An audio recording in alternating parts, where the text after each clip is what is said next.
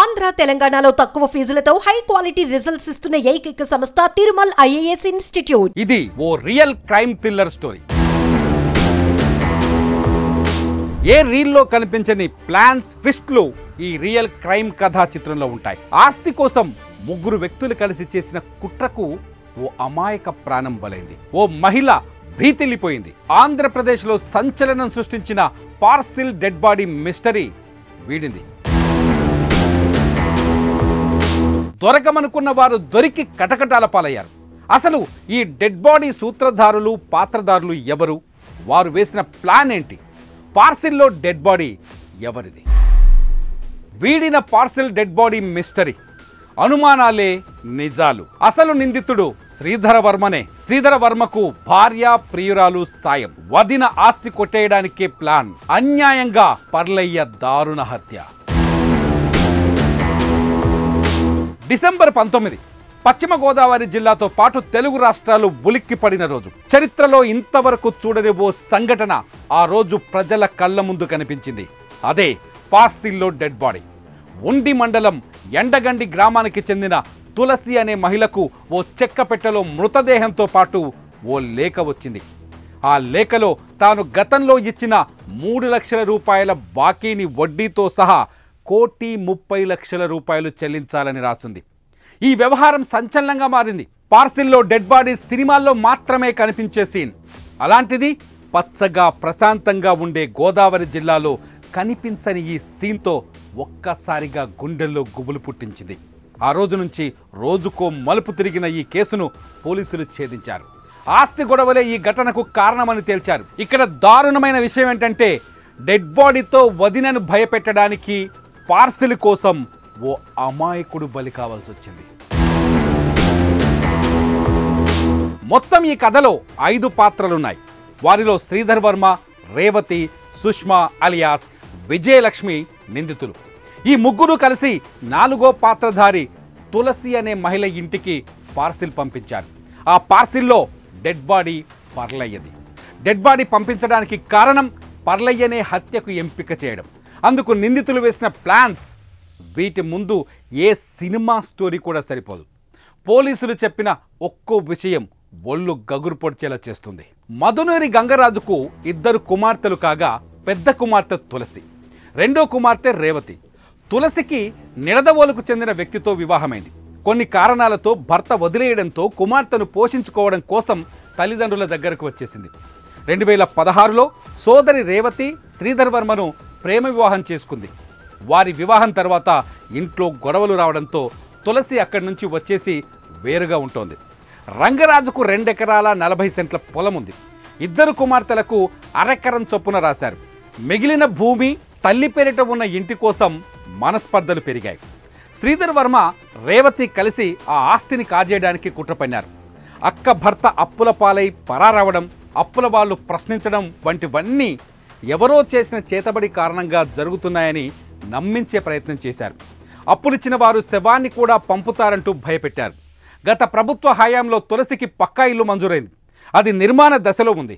అప్పుడే శ్రీధర్ వర్మ మదిలో కుట్రకు తరలేచింది. ఓ వ్యూహం రచించాడు. జూలైలో ప్లాన్ వేశాడు. డిసెంబర్లో అమలు చేశాడు. తులసి ఇంటి నిర్మాణానికి ఓ సేవా సమితి పంపినట్లుగా శ్రీధర్ వర్మ తన ప్రియురాలు సుష్మ సహాయంతో సెప్టెంబర్లో 2 సార్లు ఇంటి నిర్మాణ సామాగ్రి పంపించారు. అలాగే ఈ నెల 19న విద్యుత్ పరికరాలు పంపుతున్నట్లు మహిళ చరవానికి సమాచారం అందించారు. అదే రోజు సాయంత్రం మహిళ ఇంటికి ఓ చెక్కపెట్టెలో పార్సిల్ రాగా విధులు ముగించుకొని తండ్రి ఇంటికి వచ్చిన తులసి పెట్టె నుంచి దుర్వాసన వస్తుండటాన్ని గమనించి తెరిచి చూసింది. అందులో గుర్తు తెలియని మృతదేహం ఉండడంతో భయభ్రాంతులకు గురైంది. మృతదేహాన్ని పంపడమే గాక తక్షణం 1,50,00,000 రూపాయల సొమ్ము చెల్లించాలంటూ బెదిరిస్తూ లేఖ కూడా పంపారు. అప్పుడు అక్కడే ఉన్న శ్రీధర్ వర్మ ఈ డబ్బు మొత్తం చెల్లిద్దామని, లేకపోతే కేసులో ఇరుక్కుంటామని ఇంట్లో వారందరినీ భయపెట్టాడు. సొమ్ము తానే సర్దుబాటు చేయడంతో పాటు మృతదేహాన్ని సైతం ఎవరికీ తెలియకుండా మాయం చేస్తానన్నాడు. అందరూ భయపడిపోయి తన దారికి వస్తారని శ్రీధర్ వర్మ భావిస్తే తులసి పోలీసులను ఆశ్రయించడంతో కథ అడ్డు తిరిగింది. అప్పటి వరకు సాయం చేస్తానంటూ బిల్డప్ ఇచ్చిన శ్రీధర్ వర్మ పోలీసుల ఎంట్రీతో కనిపించకుండా పోవడంతో అనుమానాలు వచ్చాయి. ఈ చిన్న క్లూ ఆధారంగా పోలీసులు కేసులో ముందుకెళ్లారు. శ్రీధర్ వర్మను గాలించడంతో పాటు డెడ్ బాడీతో మృతదేహం ఎవరిది అనే కోణాల్లో దర్యాప్తు చేపట్టారు. అలాగే వారి కుటుంబాల్లో గొడవలపై కూడా ఆరా తీశారు. చివరికి 2 రోజుల క్రితం శ్రీధర్ వర్మ ఆయన ప్రియురాలు దొరకడంతో మిస్టరీ వీడింది. అతడిని విచారించగా విస్తిపోయే నిజాలు వెలుగులోకి వచ్చాయి. శ్రీధర్ వర్మకు గతంలో నేర చరిత్ర ఉన్నట్టు తేలింది. అతడికి 2 భార్యలు కాగా విజయలక్ష్మి అనే ఆవిడ ప్రియురాలు కూడా. ఇక శ్రీధర్ వర్మ ప్లాన్ చూసి పోలీసులకే మైండ్ బ్లాక్ అయింది. వదినను భయపెట్టడానికి పార్సిల్లో డెడ్ బాడీ పంపించాలని నిర్ణయించుకున్న శ్రీధర్ వర్మ అందుకు హత్య చేయాలని పథకం రచించాడు. అందుకు పర్లయ్య అనే వ్యక్తిని ఎంచుకున్నాడు. కాళ్ళ మండలం గాంధీనగరానికి చెందిన పర్లయ్యకు వివాహం కాగా భార్యతో విడిపోయి ఒక్కడే ఉంటూ దొరికిన పని చేస్తూ పెట్టింది తింటూ చుట్టుపక్కల గ్రామాల్లో తిరుగుతుంటాడు. అతడిని హత్య చేస్తే ఎవరు పట్టించుకోరని భావించి కూలీ పనికని పిలిచి మద్యం తాగించి నిర్మానుష ప్రాంతానికి తీసుకువెళ్ళి తాడుతో గొంతు బిగించి హత్య చేశారు. అనంతరం 2 రోజుల మృతదేహాన్ని ఇంట్లోనే ఉంచుకొని పరిస్థితులు తమకు అనుకూలంగా మారిన తర్వాత పార్సిల్లో మార్చి ఎండగండికి పంపారు. ఈ ప్లాన్లో ఆయనకు ప్రియురాలు సుష్మా అలియాస్ విజయలక్ష్మి సాయం అందించింది.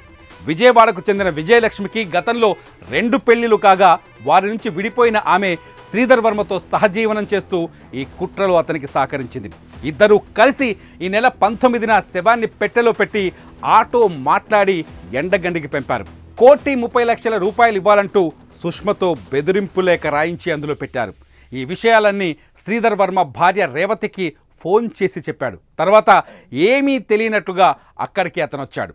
కానీ వీరు వేసిన ప్లాన్ను తొలిసి పోలీసులకు సమాచారం ఇవ్వడంతో మొత్తం గుట్టురట్టయింది. ఇదిగో పోలీసుల వెనుక చేతులు కట్టుకొని నిల్చున్నారు చూడండి ఈ ముగ్గురు ఆ నిందితులే. ఈ రోజు నుంచి వారికి చిప్పకూడే గతి. వారు తప్పు చేశారు కాబట్టి శిక్ష అనుభవిస్తున్నారు. కానీ ఏ తప్పు చేయని పర్లయ్య హత్య అందరినీ ఇప్పుడు బాధ పెడుతోంది.